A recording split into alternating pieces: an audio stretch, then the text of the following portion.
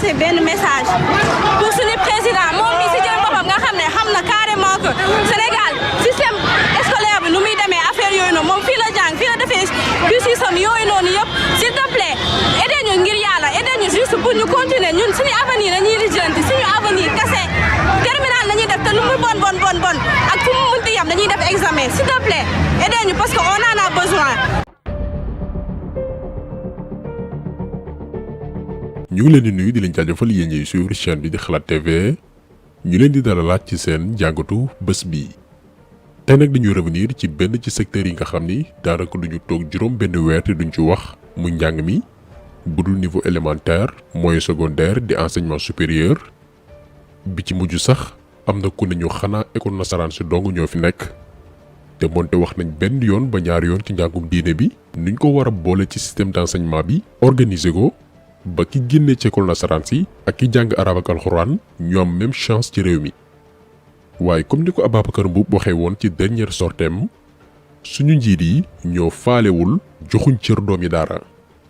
li ci des kay mooy doomi daara yi organiser wu taxawal organisation wala mouvement dérouler un plan ñun ñi ñëpp mën ci jàpp ci côté communication ngir ñu fulaal daara ndax ci réew mi lañ bokk waaye li ñu warte réeree mbir mooy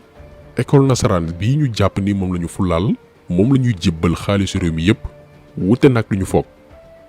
tey jamono jii ñu toll est-ce que jël sa doom yóbbu ko daara internat wala feneen fu mu mën a jàngee diineem fii ci Sénégal est-ce que gënul wóor yóbbu ko école ndax école publique bi nga xamante ni ñu bari fa lañ jaar rampe ba yegg yenn niveau d'études yi ba doon ay cadre la ñu nekk di rey ndànk-ndànk ndax benn amatul luy motiver enseignant bi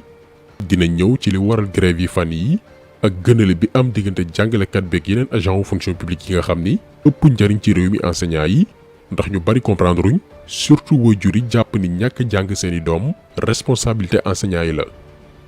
dañ leen di woon ci vidéo bi ak ay documents à l'appui boddi wante gi am diggante jàngalekat yi nga xamante nii concours ak formation moo leen def ay agent wu état ak ñeneen ñoo xam ni politique moo leen dugal ci yenn ministères yi ñu leen di yokkal seeni salaire bi ci mujj ñi ngi ko def quelques jours avant élection locale yi jamono jooju secteur bi ñu wax ne réew mënul développé wu sans moom muy njàng meeg njàngale mi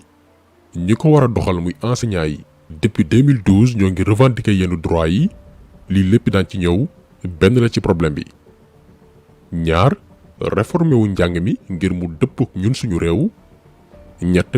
élèves yi amatuñ niveau bi war ndax li ñuy passé ci mbedd mi mu ëpp li ñuy toog ci salle de classe yi gis ngeen li xew fan yii yëpp.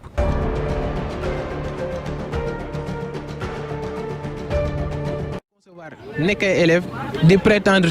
def examen war fee jógee di toog semaine ba mu jeex benn yoon nga ci def cours wala ñaar wala semaine boo xam ne doo def cours presque et pourtant suñu morom yi nekk ci dans les écoles privées ñoom ñoo ngi def composition ñun ñoo ngi nii di def am na ñoo xam sax defaguñu premier devoir. nekkuñu pour féetee kii moo am dëgg kii moo am tort ñun ay élèves lañ te lépp lenn rek lañ bëgg mu nekk lan que ni comme tous les élèves du Sénégal comme ñun nu ñu nekkee ay citoyens ñun ñëpp ñu yem ay droits bëgguñu ñii di jàng ñii di bañ a jàng parce que ce soit le privé que le public ñëpp benn nguur moom la ñu am mu nekk le président de la République. donc en 2022 fii la njàngum Sénégal tollu léegi lan moo ñu yóbbu ci situation bii nii lu tax loo xam ne néew nañu koy gis maanaam mboolem dëkk ci Sénégal mu mel ni élèves yi dañoo déggoo organiser ay manifestation lan moo ko waral depuis année scolaire 2021-2022 tàmbalee octobre 2021 ba jamono jii ñuy wax ak yéen njàng mu normal amul ci école yi chaque semaine daanaka ñu grève enseignants yi bokk ci syndicat yu mel ni CUSEMS SAEMS ba ci CUSEMS authentique ñoo dëkk ci banque seeni loxo ngir nguuru Sénégal respecté accords yi mu signé ak ñoom diggante 2014 jàpp 2018 problème bi nag gën naa compliqué par rapport ñu bari lañ ko foog ndax jamono gi ñuy wax ak yéen wàllum njàngale mi dafay souffrir lu ñu naan évasion maanaam jàngalekat yaa ngi daw di dàqi seeni wërsëg feneen ndax condition de précarité ñuy dund ñu bare ngi ci salle de classe yi di dispenser ay cours mais seen xel yaa ngi feneen loolu li mu jur mooy actuellement jàng mi dafa manqué ay prof de philosophie et de mathématiques gaa yaa ngi daw d'après information yi ñu jot gannaaw buñ ko gëstoo ba ci concours ENA plus de 80% ciy participer maanaam téeméeri candidat yu jël lu ëpp juróom-ñetti fukki yi ay enseignants lañ noonee lañ koy defee di tenter seeni chance ci yeneen concours ngir quitter le secteur de l'enseignement ndax da ngay liggéey ba retraité doo réaliser dara ndax lañ lay fay dëppoowul ak dund bi fi mu toll ñu bari dañ cee nekk nii rek mais amuñu motivation li gën a yokk nag démotivation boobu noonu mooy kumba am ndey ak kumba amul ndey gi ñu nemmee ko ci fonction publique bi ñi état di liggéeyloo maanaam li ñuy xañ jàngalekat yi di ko jox ñeneen ñoo xam ne ñoo tolloo liñ jàng tollooy diplôme tolloo hiérarchie te booy xool sax am na ñoo xam ne jàngalekat yi leen ëpp mérite ndax ñu bari ci jàngalekat yi dañuy def concours FASTEF ñu daldi tànn ne ñi ñoo réussir buñ ci noppee ñu former leen gannaaw gi ñu affecté leen ci dëkk yu gën a métti ak ay conditions yu jéggi dayoo te doo am benn accompagnement bi ci war ñu bari nag bu ñu déggee coow li dañuy jàpp ni enseignants yi dañuy sàkk ñu yokk seeni salaire comme magistrats yi consort déedéet loolu musul nekk débat déjà loolu xel mënu koo nangu état mënul fay enseignants yépp yenn niveau salaire yi mais dafa am le minimum muy prime ak indemnité yi li ñuy teg ci salaire enseignant bi ngir mu fay location mën a def ay recherche mën a méngoog rythme dund bi ni muy yokkoo lii mooy le débat te faaw ñu xamal ko askan wi dooree ko nag fa lépp tàmbalee ndax gën naa yàgg liñ ko foog ci loolee nag la ñuy ñëw étape par étape. xawma ba xam yéen a ngi fàttali ko année scolaire 2011-2012 jamono gi élèves yi daan toog 1 mois ak des semaines te duñu sax dem école ndax grève yu métti ba ñëpp jàppoon ni année bi ñàkk nañ ko dañuy def année blanche période boobu nag daanaka ci diggu année scolaire la Macky Sall falu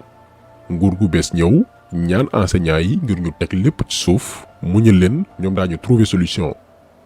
ñoo ngi ci 2012 ba 2013 la enseignants yi doon sàkku mbir yi tàgga tembe li gën a waral nag yéexaay application li syndicat yi doon sàkku mooy nguur gi dafa ni d'accord naag jàngalekat yi mooy gën a liggéey am diggante liggéeykatu état bi dafa jéggi dayoo te du yoon waaye ngir mën a réparer loolu état dafa ni na ko enseignants yi may mu amal benn audit maanaam caytu bor di wante gi am fonction publique jëm ci payoor yi ngir mën cee wut ay saafara audit bi ñi ngi ko dénkoon benn cabinet buñ naan MGP Afrique ci loolee la ñuy ñëw. rapport final ba nekk nii ñu ko jébbal le 30 novembre 2015 mais liggéey bi tàmbali woon nañ ko 2014 dippee ko étude sur le système de rémunération au sein de l'administration sénégalaise gëstu ñeel payoor gi jëm ci mboolem bànqaasu liggéeykaay bu nguuru Sénégal juróomi experts yu seen xam-xam màcc ci wàll wi ñoo mën a liggéey bi déjà boo liiree rapport bi ba page 22 rek bi ñu jagleel état des lieux de la fonction publique mën nga arrêté jarul nga continuer ndax experts yi trouvé nañ lan moo tax nguuru Sénégal di ñàkk xaalis boo xamante nii mënoon naa régler lu baree bari ci jafe-jafe yeneen secteurs yu ci mel ne njàng mi dañoo ñëw ci page 23 ne li nasaxal administration bu Sénégal mooy ni ñuy gérer personnelu état bi benn ci ay statut ak contrats spéciaux ñi nga xam ni par exemple dañoo retraité ñu maintenir leen di leen fay te loolu xaalis bu baree bari la waaye tam agent yu bari yu ñuy recruter te amuñ njàng mi amuñ compétence amuñ lu ñuy wooyee culture administrative ñu ne lii dafa créer manque d'harmonisation ci anam gi ñuy gérer liggéeykatu état bi maanaam xamuñu kan mooy kan ñu ne aussi li gën a nag yokku xar mi karaw mooy recrutement yaa ma neex yi yenn ministère rek yenn bànqaas yi di def te kuréel bi war a ceytu bërëbu liggéeyukaayu nguur yi ñu naan ko direction générale de la fonction publique bu ko yëg ñu ñëw ci page 38 daal di dressé nag benn tableau bi jur coow li muy disparité maanaam bot di wante gaam diggante liggéeykatu état yi experts yi ne am na agent ministère yoo xam ni seeni prime ak indemnité dafay dem ba 150% ci seeni salaire li leen di fay ci indemnité ay neexal dafay multiplier ñaari yoon doubler seeni salaire ba romb ko moment boobu noonu indemnité d'enseignement jàngalekat yi moo xam niveau bu mënti doon mi ngi yem ci 50% ci seeni salaire indemnité de logement maanaam xaalis bi ñu koy jébbal ngir mu fay location am weesuwul 60 000 ci ko xam ni location chère jamono jooju agent wu état yoo xamante ni amaan na ñoo tolloo hiérarchie ñoom ak jàngalekat yi ñoo tolloo niveau tollooy diplôme seen indemnité de logement dafay tàmbale 75 000 dem ba 200 000 lii la cabinet MGP Afrique fësal ci rapport jébbal ko état bu Sénégal en 2015 ba noppi jox koy recommandation ne ko lii ak lii bu ko Sénégal defee dina yaxanal xaalis ba noppi secteur yi nga xamante ni ñooy secteurs yi gën a am solo ci réew muy jàng meeg wér-gi-yaram ñu mën koo dote xaalis bu doy sëkk ba ñu mën a stable nekk ci jàmm. moment bi ñuy def étude bii nag état tàmbali woon na négociation yi ak enseignants yi ñoo ngi ci atum 2014 2012 ba 2014 maanaam enseignants yi may nañ gouvernement bu Sénégal ñaari at ngir ñu réfléchir trouver benn déggoo ba ñu mujjee signé ay accord moo nekk nii jamono jii Mansour Sy moo ne woon ministre de la fonction publique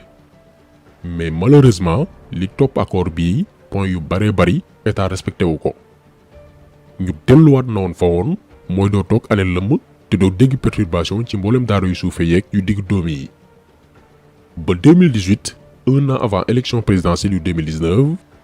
état bu Sénégal comme que mbiru grève bokk na ci li daaneel nguuru Wàdd état daal di trouvé waat déggoo ak juróom benn syndicat enseignants yi bootu ci ginnaaw mbootaay bii di G6 accord baa nekk nii état ne dina fay rappel yi mu yoreel enseignants yi ndax état xaalis bu bari la yoreel jàngalkat yi ñu ne daañu leen fay 20 jàpp 25 milliards par an indemnité de logement itam daañu ko jëlee 60 000 yóbbu ko 100 000 ak yeneen accord yu ci mel ni formation enseignants yi saafara jafe-jafe yi nekk ci njàngum arab bi ak yeneen waaye na woon fa woon lu baree bari ci accord yi respecté wuñ ko noonee la grève yi di continuer di woy niveau bi di gën a baax. waaye comme ni lañ ko leeralee sànq li tax état ak enseignant déggoo du mosam mooy xam ngeen ni am na benn cabinet bu leen limal sànq bu def audit ne lii mooy problème bi lii ak lii buñ ko defee daañu yàqalal xaalis réew mi ba noppi gën a dooleel le secteur de l'enseignement ndax xaalis am na fi Sénégal ñàkkul waaye nguur moo lànk ne du ci trouver solution ndax dafay utiliser xaalis réew mi di ci case ay partenaires politique am di yokk seeni salaire di leen jox ay indemnités yu jéggi dayo ngir ñu mën cee ne xale ay futurs électeurs bu élection amee lii moo révolté enseignants yi moo leen merloo